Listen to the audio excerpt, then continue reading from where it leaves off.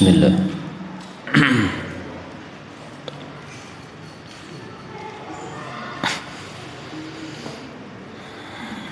Bismillahirrahmanirrahim. Alhamdulillahi rabbil alamin. Allahumma salli wa sallim wa barik ala Muhammad wa ala ali Muhammad.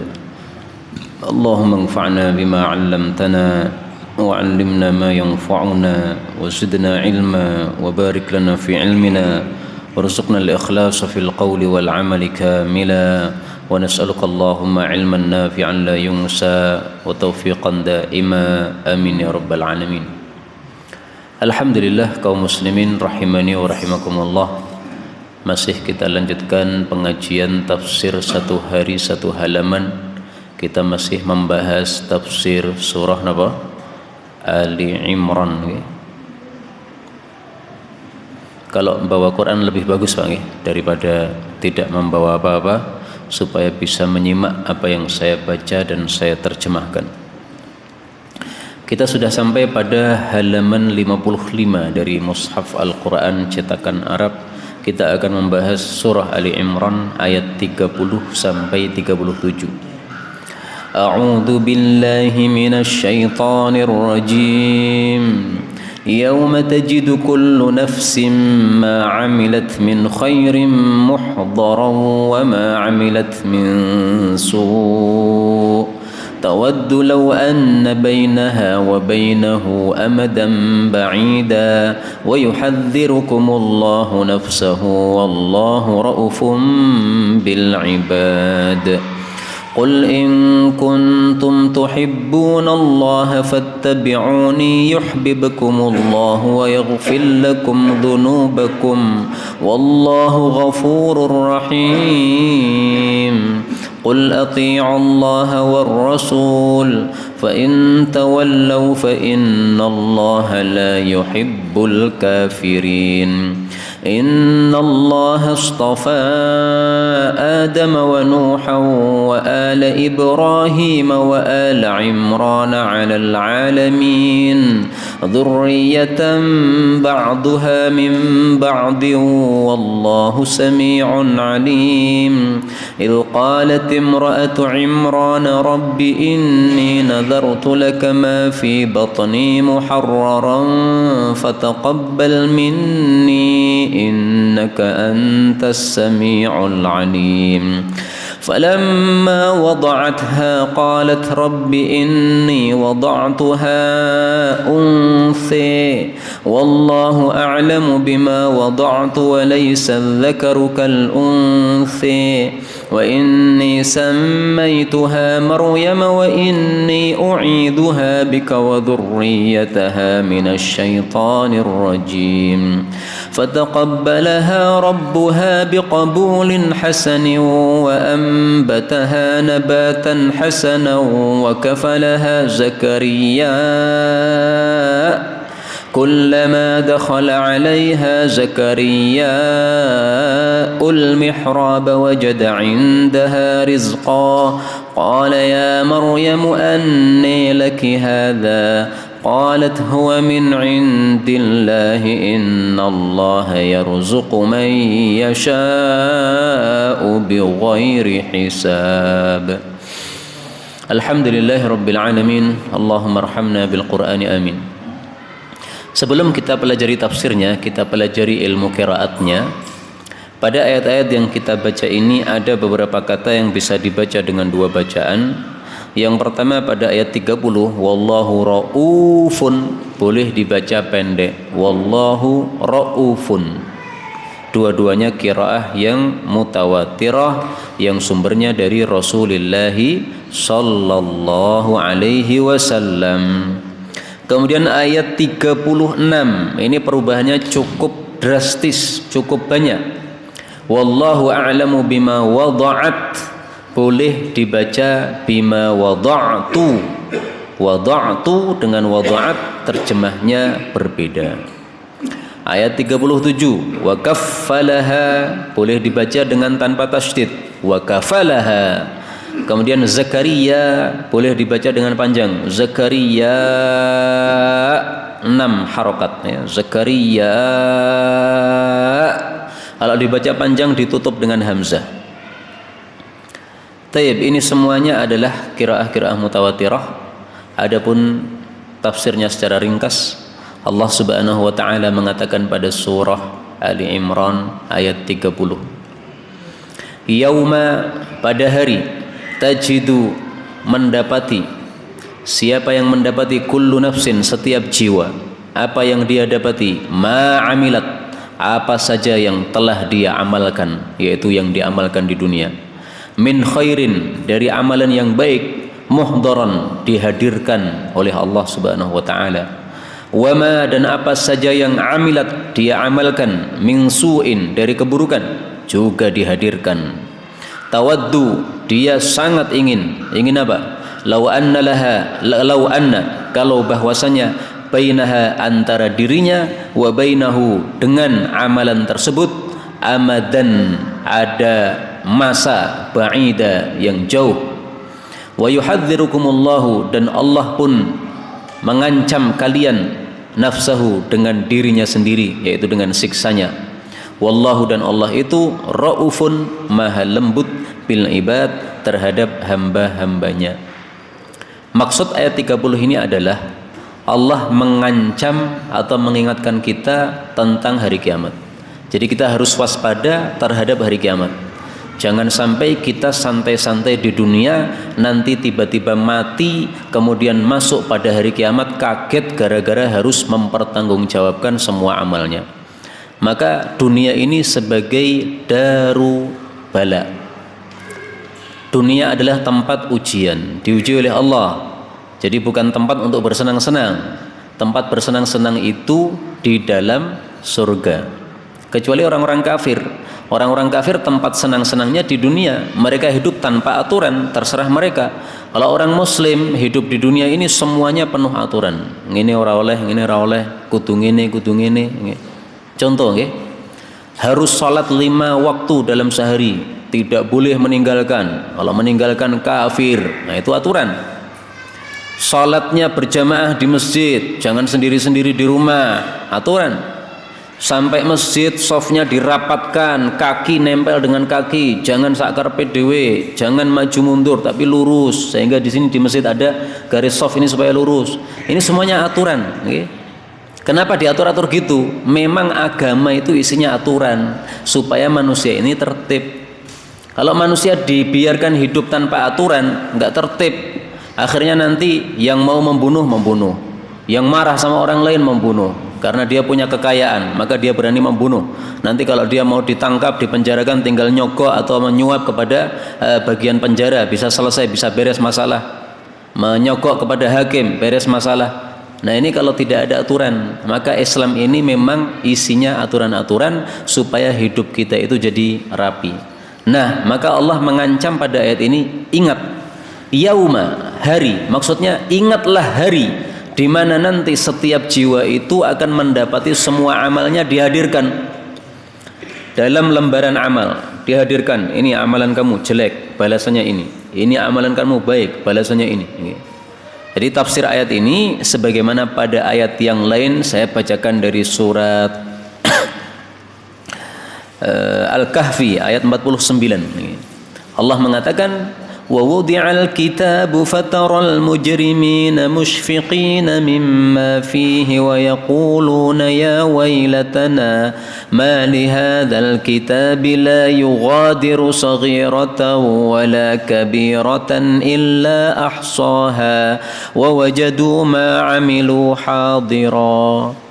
Nanti orang-orang yang berbuat dosa, mereka mengatakan, celaka kami, kenapa kitab ini tidak meninggalkan kecil maupun besar kecuali semuanya ditulis. Maksudnya kitab catatan amal.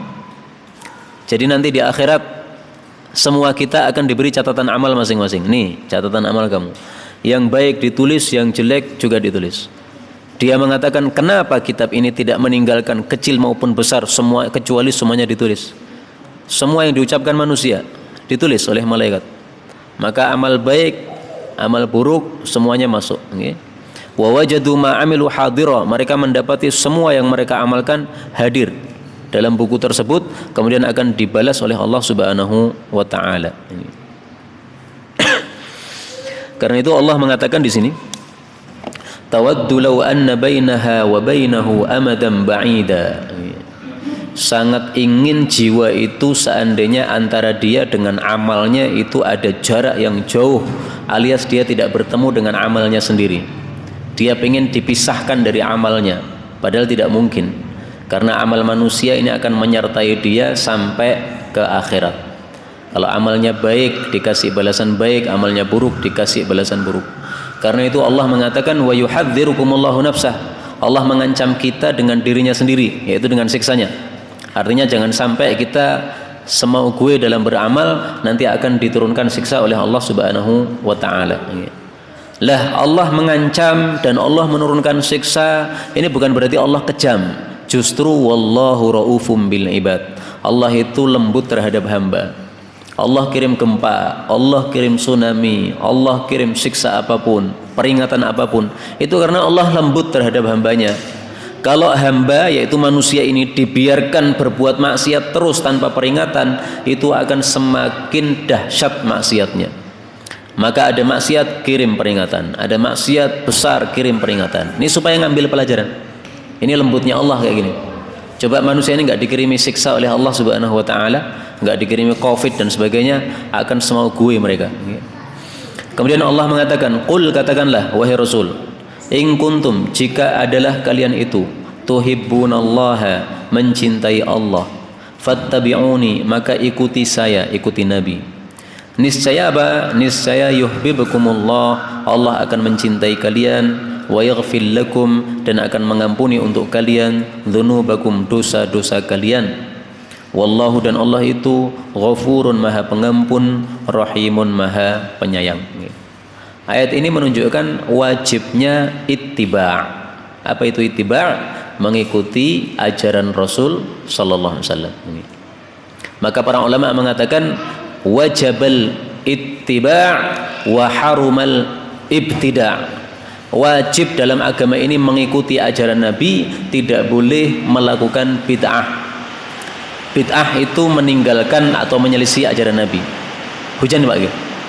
Nah, ini termasuk ajaran Nabi. Kalau hujan kita berdoa, Allahumma sayyiban nafi'a, Allahumma sayyiban nafi'a, Allahumma sayyiban nafi'a. Hadhihi rahmatullah, mutirna bi fadlillahi wa rahmatih. Apa hukumnya ittiba? Hukumnya adalah wajib. Karena kalau ibadah ini kita tidak ittiba, tidak diterima oleh Allah, ditolak oleh Allah. Misalnya, ada orang sholat subuh maunya tidak 2 rakaat, tapi 4 rakaat. Kenapa? Dia katakan, waktu subuh ini saya masih fresh, sholat 2 rakaat itu kurang banyak, saya pilihnya 4.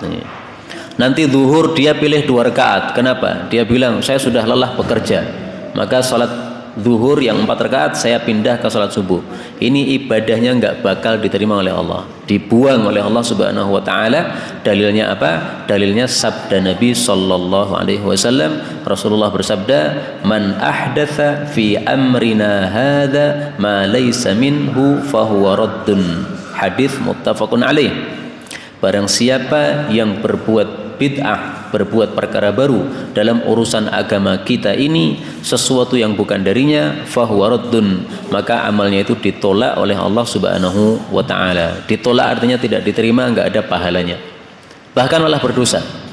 Jadi orang sholat duhur 2 rakaat, sholat subuh 4 rakaat, tidak diterima, bahkan berdosa. Tidak diterima kenapa? Tidak sesuai ajaran, tidak ittiba'. Berdosa kenapa? Karena melanggar aturan. Melanggar itu kan berarti maksiat. Nah, maka berdosa di situ. Kemudian dari ayat ini kita ambil pelajaran bahwa manfaat dari ittiba, mengikuti sunnah Nabi, ada 2. Manfaat pertama adalah yuhibbukumullah, kita akan dicintai oleh Allah. Manfaat kedua adalah yaghfir lakum, Allah akan mengampuni dosa-dosa kita. Ini 2 perkara yang sangat besar ini Pak. Manusia dicintai oleh Allah, sudah nggak perlu apa-apa lagi kalau dia sudah dicintai oleh Allah Subhanahu wa taala. Karena kalau kita dicintai Allah, itu apapun yang kita minta itu dikasih oleh Allah. Kalau kita dicintai Allah, kita berlindung dari apapun, itu pasti dikasih perlindungan. Misalnya Misalnya ada tawon yang sangat banyak. Kita berlindung kepada Allah karena lagi sholat nih. Ya Allah, lindungi saya dari tawon ini. Nah, kalau kita sudah dicintai Allah, tawon-tawon yang sangat banyak, nggak ada satupun akan membahayakan kita, nggak akan. Itu kalau sudah dicintai Allah. Tapi apakah kita ini sudah dicintai oleh Allah atau belum nih? Nah, ini yang kita nggak ngerti.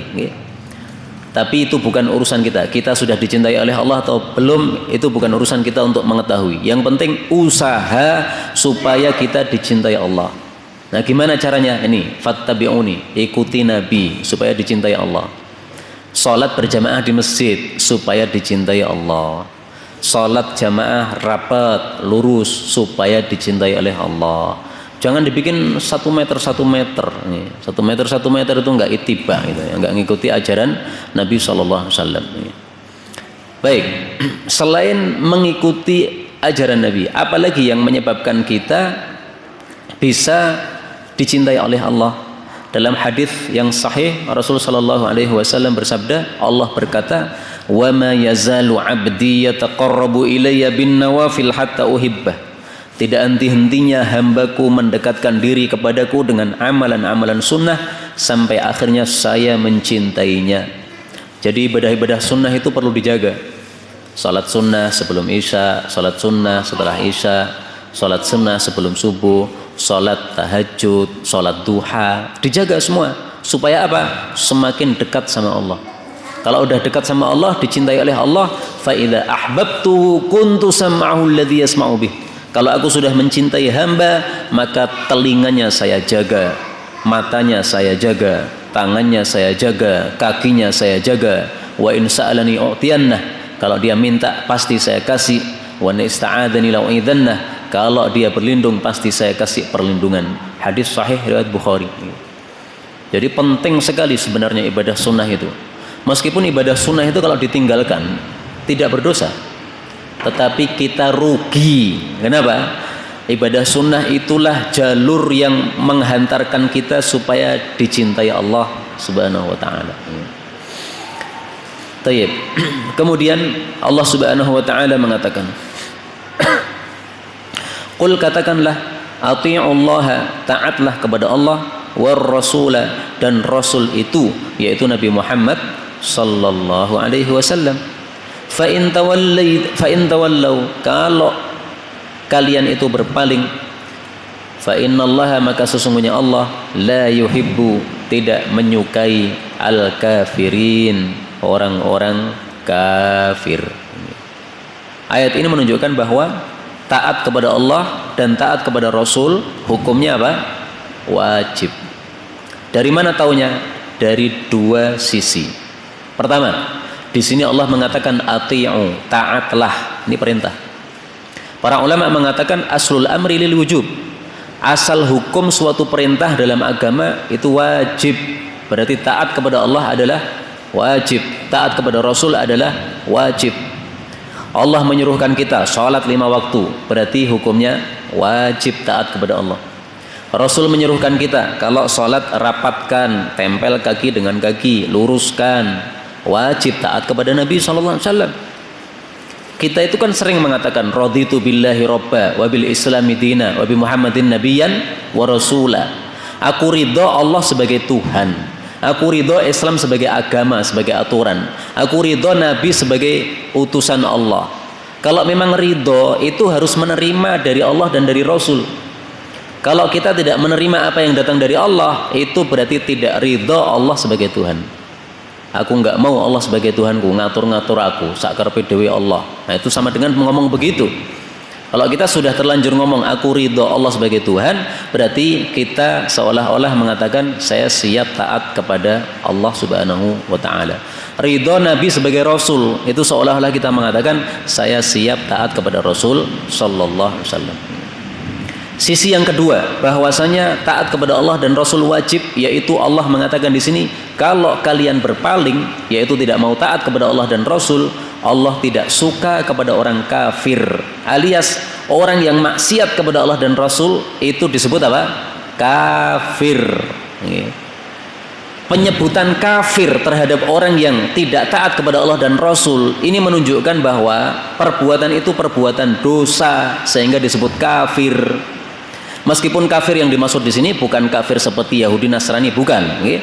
Kalau kafir Yahudi Nasrani itu kafir yang kekal dalam neraka. Kafir yang dimaksud di sini tidak taat kepada Allah dan tidak taat kepada Rasul, itu maksudnya dosa besar itu. Disuruh kalau ada maling, malingnya sudah mencapai nisab, potong tangan. Nisab itu berapa? Nisab itu adalah seperempat dinar.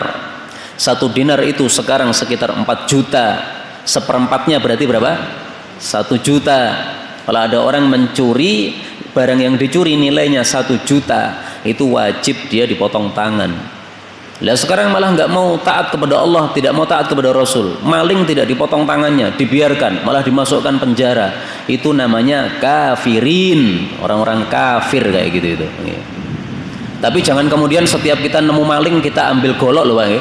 Ada maling, ambil golok, potong tangan, menerapkan taat Rasul, taat Allah. Nggak begitu, itu salah.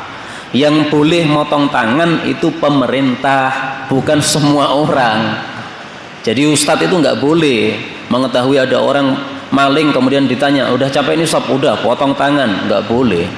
Santrinya maling sudah mencapai nisab, santrinya dipotong tangan oleh ustadznya, nggak boleh. Potong tangan itu termasuk ahkam sultaniyah, hukum-hukum yang ditegakkan oleh sultan, oleh penguasa. Jadi yang dosa ya penguasa. Adapun kita tidak berdosa, kita tidak termasuk yang boleh melakukan. Tapi kita dosa kalau kita ridho terhadap perbuatan tersebut. Ada orang maling mestinya potong tangan di penjara, kita ridho, wah saya cocok, saya cocok kalau di penjara.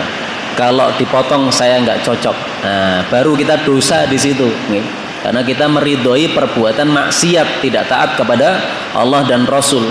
Jadi tolong diperhatikan ini, orang-orang kafir itu kata Allah Subhanahu wa Ta'ala. Ini para pejabat negara mestinya belajar Quran yang sungguh-sungguh supaya mereka itu takut untuk tidak menerapkan ajaran Islam. Tapi sayangnya mereka nggak paham Quran sehingga mereka nggak takut sama sekali melanggar ajaran-ajaran Allah dan Rasul Sallallahu Alaihi Wasallam. Kemudian dari ayat ini kita ambil pelajaran bahwa taat kepada Allah sama dengan taat kepada Rasul, sama-sama wajib. Kenapa? Karena kalau kita taat kepada Rasul itu sama saja taat kepada Allah, karena Rasul itu hanya menyampaikan apa yang datang dari Allah. Sebagaimana ayat yang sering kita hafalkan, wa may yantiqu 'anil hawa in huwa illa wahyu yuha. Nabi itu tidak pernah ngomong dari hawa nafsu, ngomongnya Nabi itu berdasarkan wahyu. Jadi sumbernya dari Allah. Maka kalau Nabi ngomong kita taati, itu sama dengan taat kepada sumbernya yang asal, yaitu Allah Subhanahu wa Ta'ala.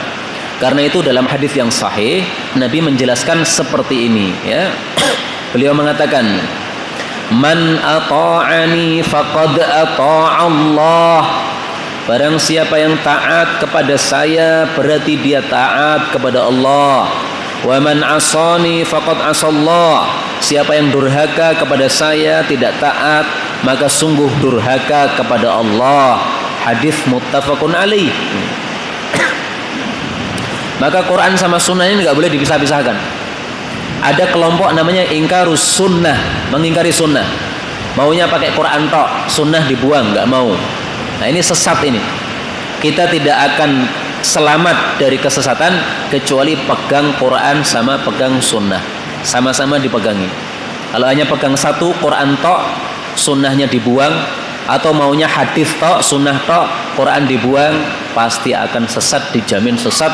Yang menjamin adalah Rasulullah Sallallahu Alaihi Wasallam. Mudah-mudahan semua kita diselamatkan dari kesesatan sampai akhir hayat kita. Amin ya rabbal alamin. Kemudian Allah mengatakan, innallaha, sesungguhnya Allah istafa, telah memilih Adam, Nabi Adam, wa Nuhan, dan Nabi Nuh, wa ala Ibrahim, dan keluarga Nabi Ibrahim, wa ala Imran, dan keluarga Imran, alal alamin, atas seluruh alam. Artinya orang-orang yang disebutkan ini adalah orang-orang pilihan Allah. Nabi Adam, Nabi Nuh, Nabi Ibrahim, Imran. Kalau Imran ini bukan Nabi, ya. Imran ini adalah kakeknya seorang nabi sebagaimana nanti akan kita bahas. Nah, ini orang-orang dipilih oleh Allah Subhanahu wa taala. Nabi Adam dipilih sebagai nabi, Nabi Nuh dipilih sebagai nabi dan rasul, Nabi Ibrahim dipilih sebagai nabi dan rasul dan khalil, yaitu kekasih Allah Subhanahu wa taala. Imran dipilih oleh Allah sebagai orang yang soleh, melahirkan orang-orang yang soleh, melahirkan seorang keturunan seorang nabi sebagaimana nanti akan kita bahas. Allah mengatakan dzurriyyatan, keturunan, ba'duha yang sebagiannya itu mim ba'din, dari sebagian yang lain. Wallahu, dan Allah itu sami'un, maha mendengar, alimun, maha mengetahui. Artinya orang-orang yang disebutkan tadi itu adalah keturunan-keturunan dari sebelumnya.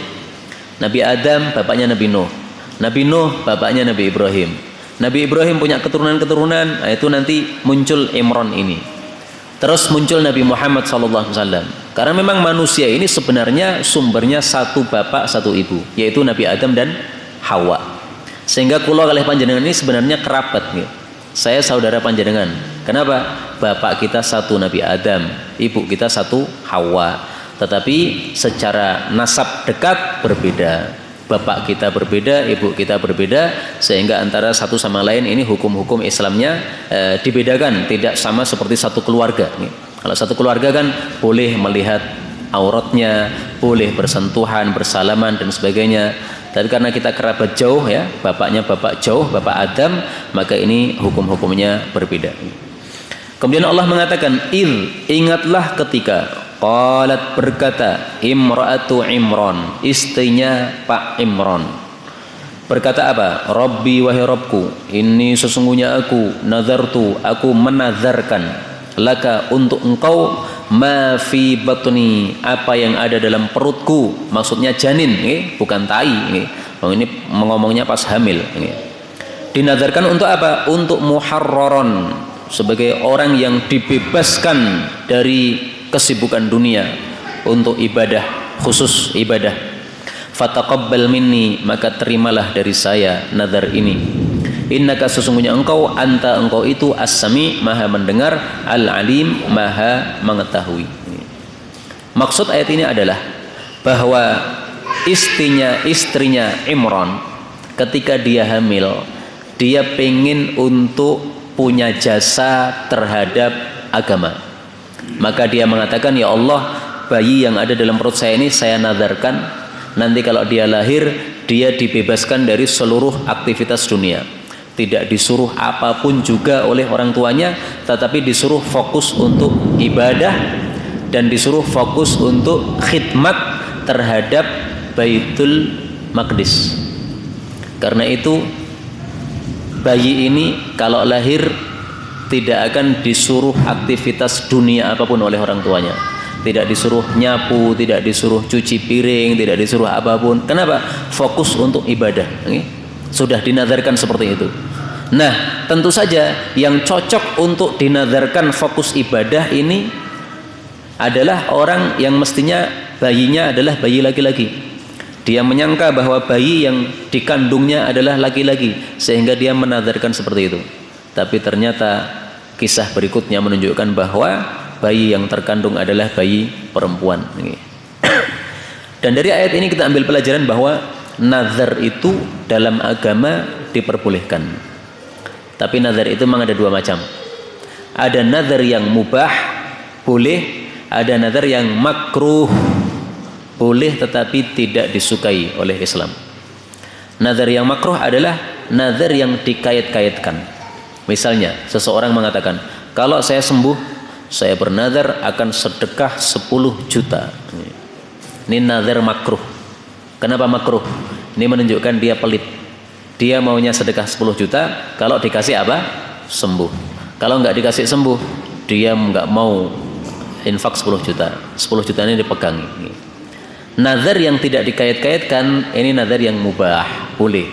Seperti yang dilakukan oleh ibunya Maryam ini, yaitu istrinya Imran ini. Dia mengatakan, saya nazarkan bayi saya untuk khusus ibadah, fokus ibadah. Enggak dikaitkan apa-apa. Dia pengen punya jasa saja.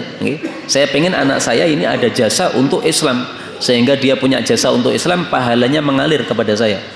Ini mirip dengan seorang ibu yang menazarkan, misalnya saya nazarkan anak saya ini untuk menjadi seorang hafidz Quran. Nah, begitu lahir langsung dididik hafalan Quran sejak hari pertama kelahiran. Misalnya begitu. Tidak ada dikaitkan apa-apa. Tidak dikaitkan misalnya kalau saya tidak sesar maka saya nazar begini-begini. Nggak ada kaitan gitu. Pokoknya dia nazar untuk melakukan satu kebaikan. Ini yang mubah kayak gini. Tapi nazar itu kalau sudah terlanjur diucapkan wajib hukumnya untuk apa? Dilaksanakan. Karena kalau tidak dilaksanakan berarti kita melanggar satu ajaran agama. Kemudian Allah mengatakan falamma maka tatkala wada'atha, dia telah melahirkan bayi tersebut. Qalat, dia mengatakan Rabbi wahai Rabbku, inni sesungguhnya aku ini wada'tuha, aku telah melahirkannya unsa, bayi wanita ya. Jadi dia kira bayinya laki-laki. Wallahu, dan Allah itu a'lamu, lebih mengetahui bima wada'at, dengan apa yang dia lahirkan. Boleh juga dibaca wallahu a'lamu bima wada'tu, dan Allah itu lebih tahu terhadap apa yang saya lahirkan ya.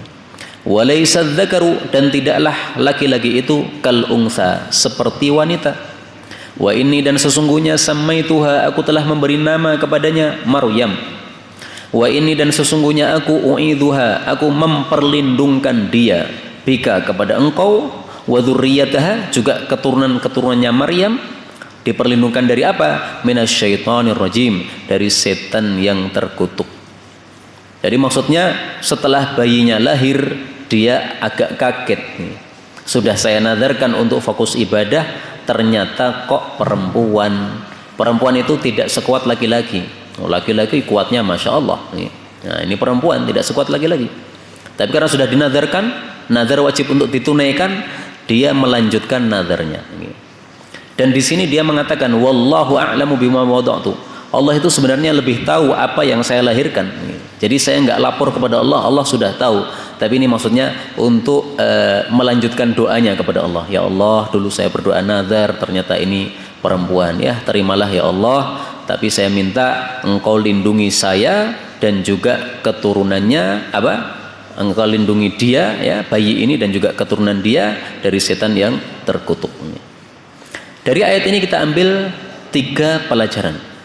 Pelajaran pertama, walaysa dzakaru kal unsa, laki-laki tidak seperti perempuan. Maka ini dalil menolak mereka-mereka yang mengajak untuk mensetarakan laki-laki sama perempuan. Mereka yang mengatakan sekarang ini warisan laki-laki perempuan selayaknya disamakan. Kenapa? Dulu banyak perempuan bodoh, laki-laki banyak yang pinter. Sekarang malah sebaliknya, banyak perempuan pinter.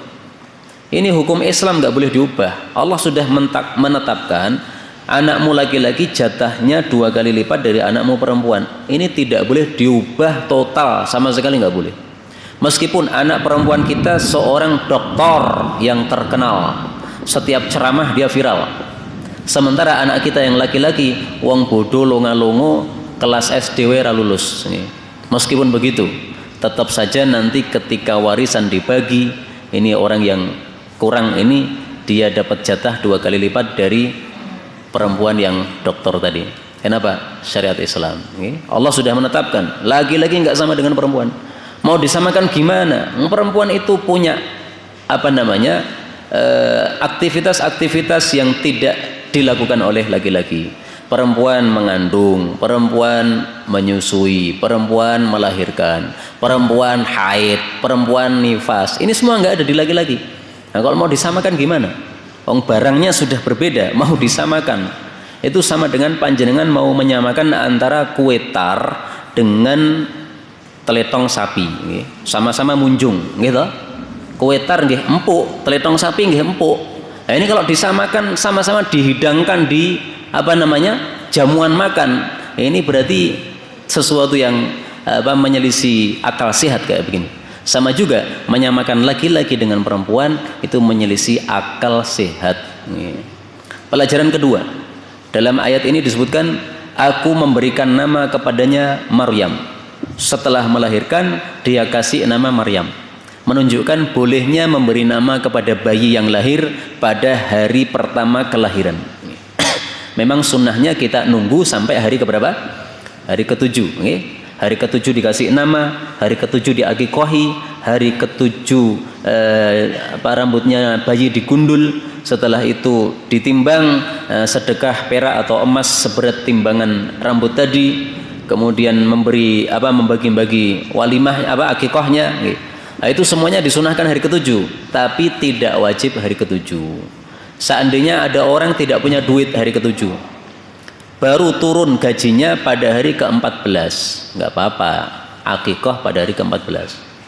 Belum turun gajinya kecuali hari ke-21, nggak apa-apa, akikoh hari ke-21. Dan seterusnya kelipatan-kelipatan 7 berikutnya nggak ada masalah. Memberi nama bayi pada hari pertama kelahiran pernah dilakukan oleh Rasulullah sallallahu alaihi wasallam. Hadis yang sahih diriwayatkan oleh Imam Bukhari. Rasul sallallahu alaihi wasallam bersabda, "Wulidaliyal lailata ghulamun." Malam tadi, kata Nabi, saya diberi seorang anak laki-laki oleh Allah. Artinya bayinya lahir. Fasammaituhu bismi abi Ibrahim. Maka sekarang ini saya kasih nama dengan nama bapak saya, yaitu Ibrahim.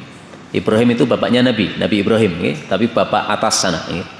Jadi lahirnya tadi malam, subuhnya atau paginya Nabi kasih nama. Menunjukkan boleh, tidak ada masalah. Meskipun sunnahnya tadi nunggu hari ketujuh. Tapi zaman sekarang saya lihat rata-rata orang itu kasih nama sebelum hari ketujuh, Pak. Kenapa? Dia pesan akikoh dari pembuat akikoh. Pesan, hari keberapa? Nanti, Pak. Oh, nanti hari Jumat. Nah, biasanya yang buat akikoh itu tanya, namanya siapa, Pak? Mau saya tulis, mau saya ketik. Padahal nulisnya itu bukan hari ketujuhnya. Dia menyiapkan kan sebelum hari itu kan, karena harus dicetak, harus dibuat undangannya, maka dikasih namanya hari kelima. Yes, nggak apa-apalah, sah. Kalau saya biasanya pesan akikoh tersebut, saya tidak bilang namanya siapa. Udah, namanya gampang, nanti saya sendiri yang ngurusi nama. Jadi nama nggak saya berikan kepada dia. Nanti saya sendiri yang nyetak namanya, kemudian saya fotokopi, kemudian baru dimasukkan pada kardus-kardus kotak akikoh itu, supaya betul-betul penamaannya hari yang ketujuh. Tapi seandainya sebelum hari ketujuh, nggak ada masalah. Pelajaran ketiga, dalam ayat ini ibunya Maryam mengatakan, saya memperlindungkan engkau kepada engkau, dia dan keturunannya dari setan. Nah, ini ada kaitannya dengan sabda Nabi SAW yang diriwayatkan oleh Imam Muslim. Rasulullah mengatakan, "Ma min mauludin yulad illa nakhasahu syaitan." Tidak ada seorang pun bayi lahir kecuali ditusuk oleh setan. Fayastahillu sakhiran. Maka si bayi ini pasti nangis gara-gara ditusuk sama setan. Illa ibnu Maryam wa ummuh. Kecuali Nabi Isa dan ibunya, yaitu Maryam. Ketika lahir tidak ada tusukan setan sehingga dia tidak nangis. Setannya datang sebenarnya, dia pengen nusuk tetapi dihalangi oleh Allah Subhanahu wa taala sehingga tidak menyentuh kepada Maryam dan Nabi Isa alaihissalatu wassalam. Jadi nangisnya bayi berdasarkan hadis yang sahih ini adalah gara-gara apa? Gara-gara ditusuk setan. Tapi orang zaman sekarang malah susah, Pak, kalau bayinya nggak nangis. Mau ditapuk ini, gendang nangis. Nah, sebenarnya kalau berdasarkan hadis itu tadi nggak perlu begitu, tapi nggak apa-apa lah ditaplek itu, karena mereka biasanya mengatakan ini nangis tanda bahwasanya dia sehat. Kalau nggak nangis malah nggak sehat. Ayo berdasarkan hadis nangisnya itu karena dicolek atau ditusuk setan. Kemudian Allah mengatakan fataqabbalaha, maka menerimanya Robnya biqabulin hasan, dengan penerimaan yang baik. Jadi nadarnya tadi diterima oleh Allah. Wa ambataha, dan Allah menumbuhkan Maryam nabatan hasana, dengan penumbuhan yang baik. Maksudnya Maryam ini diberi rizki oleh Allah, rizki-rizki yang baik, yang halal, sehingga tumbuhnya itu dengan tumbuh yang baik. Artinya manusia ini kalau dia makannya makan haram, maka dagingnya ini daging tumbuhnya tidak baik. Dan ini ada akibatnya, Pak. Kalau orang itu tumbuhnya baik, makannya halal, nanti dia akan mudah untuk ibadah. Dia nanti akan jauh dari kemaksiatan. Tapi kalau makannya itu tidak haram, babi dimplok, nopo-nopo dimplok, maka ini tumbuh dagingnya ini sesuatu yang buruk. Ini nanti menyebabkan untuk ibadah susah, untuk maksiat dermimil ngikuti terus. Karena itu kita harus berhati-hati terhadap makanan. Yang masuk pada perut kita juga masuk pada perut anak kita. Jangan kasih makan anak harta haram. Kerja di tempat yang haram, riba misalnya, dikasih gaji haram. Itu akibatnya kepada anak-anak panjenengan, bahaya. Kasihan mereka. Panjenengan enak-enak aja, dapat gaji besar. Padahal haram tadi. Tapi yang kasihan anak-anak. Anak-anak nanti jadi ahli maksiat, suka minum minuman keras dan sebagainya misalnya. Suka judi dan sebagainya, itu gara-gara penumbuhan yang jelek. Nah, itu maksud dari ditumbuhkan yang baik, yaitu dikasih makan yang baik, yang halal. Juga diberi pengawas atau pengurus yang baik. Maka Allah mengatakan wa kaffalaha, dan Allah memberikan kafil kepada Maryam Zakaria, yaitu Nabi Zakaria. Nabi Zakaria dijadikan sebagai kafil. Kafil itu pengurus. Nah, kalau Nabi yang mengurusi seorang bayi, tahu sendiri, hasilnya pasti baik. Kullama, setiap kali dakhala 'alaiha, masuk kepada Maryam Zakaria, Nabi Zakaria, al-mihraba, ke dalam mihrab, yaitu tempat ibadah, wajada indaha, Nabi Zakaria mendapati pada Maryam rizqa, ada rizki. Rizkinya ini rizki yang aneh. Anehnya gimana? Yang diberikan kepada Maryam oleh Allah dari langit adalah buah-buahan musim panas diberikan pada musim dingin, dan buah-buahan musim dingin diberikan pada musim panas. Jadi misalnya tidak ada anggur, tiba-tiba yang dihidangkan oleh Allah dari langit kepada Maryam ini adalah anggur. Nah, makanya Nabi Zakaria bertanya, Nabi Zakaria bertanya, ya Maryam, hei Maryam, anna, dari mana laki hada, untuk kamu rizki ini? Qalat, Maryam mengatakan, huwa min indillah, itu datangnya dari Allah Subhanahu wa taala. Nah, datang dari Allah maksudnya gimana? Ada dua tafsiran. Tafsiran pertama mengatakan datang dari Allah maksudnya dari langit. Karena Allah di atas langit. Datang dari Allah berarti diturunkan oleh Allah dari langit. Maka ini menunjukkan bahwa rizki itu bisa langsung datang dari langit. Rizki itu tidak harus dari bumi. Kalau memang kondisi normal ya rizki dari bumi. Kita masak nasi dari mana? Dari padi. Padi dari mana? Nah, muncul dari tanah. Itu yang normal. Tapi kalau Allah pengen nggak normal bisa aja. Kan Allah itu menghendaki apapun kan bisa. Nabi Ibrahim dibakar 1 pekan lamanya, keluar tidak gosong sama sekali. Kan terserah Allah. Nah, maka ini tafsiran yang pertama lebih bagus. Tafsiran yang kedua mengatakan maksudnya ada seorang yang soleh yang ditugasi oleh Allah Subhanahu wa taala, diberi hidayah oleh Allah untuk setiap kali itu menyiapkan makanan kepada Maryam. Jadi ada orang soleh tiba-tiba dikasih hidayah oleh Allah sehingga dia mengatakan, udah, untuk Maryam ini rizkinya saya tanggung, saya yang ngirim setiap hari. Tapi tafsir ini kurang bagus. Kenapa? Tadi rizki yang diberikan adalah rizki yang tidak pada musimnya. Kalau memang itu yang membawa manusia, dia dapat dari mana? Oh, itu tidak musimnya. Enggak ada musim anggur, tiba-tiba turun anggur, ini pasti datang dari langit. Maka Maryam mengatakan, innallaha, sesungguhnya Allah, yarzuqu may yasha, memberikan rizki kepada siapapun, bi ghairi hisabin, tanpa hitungan. Karena itu pelajaran yang dapat kita ambil, kalau kita punya masalah dalam rizki, hendaklah kita kembali kepada siapa? Kepada Allah Subhanahu wa taala. Jangan mikir kepada manusia. Punya utang, sudah jatuh, tiba pelunasan tapi belum punya duit, jangan mikir manusia, mikir langsung ke langit aja, kepada Allah Subhanahu wa taala. Baru mikir kepada manusia itu setelah kepada Allah. Doa kepada Allah selesai, nah baru mikir pinjaman kepada orang lain yang bisa membantu saya, baru begitu.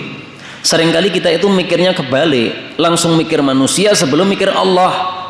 Misalnya nggih, di tengah jalan motor kita bocor, yang dipikir nawa? Tambal ban, gitu. Mestinya mikir langsung kepada Allah. Ngomong dulu, inna lillahi wa inna ilaihi raji'un. Allahumma jurni fi musibati wa khluf li khairan minha. Sudah selesai kepada Allah, baru mikir tambal ban. Nah, doa kepada Allah, ya Allah, gampangkan untuk saya cari tukang tambal ban. Lanjutkan perjalanan. Insya Allah dimudahkan oleh Allah, gampang dapat tukang tambal ban. Nah, itu keseharian kita sering salah. Seringkali lebih ingat kepada makhluk daripada kepada Allah. Kita perlu mengambil pelajaran dari ayat ini. Wallahu a'lam bissawab. Walhamdulillahi rabbil alamin.